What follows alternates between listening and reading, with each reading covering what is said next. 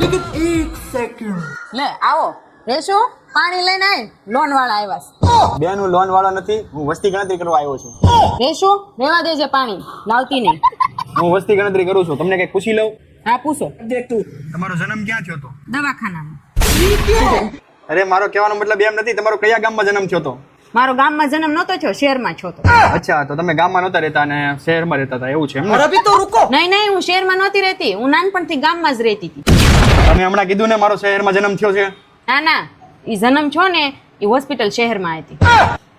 અરે એ બધું મૂકો, તમારા ઘરમાં કેટલા વ્યક્તિ છે? અમારા ઘરમાં 7 વ્યક્તિ છે. અચ્છા, તો હું 7 લખી નાખું છું. નહીં નહીં નહીં નહીં, 7 નહીં લખતા, 6 જ લખજો. કેમ? કાલ મારા બેનના લગ્ન છે એટલે ઈ વહી જશે એટલે 6 જણા થા. કાઈ ને હું 6 લખી નાખું છું. નહીં નહીં નહીં નહીં નહીં, 7 જ લખો તમે. કેમ?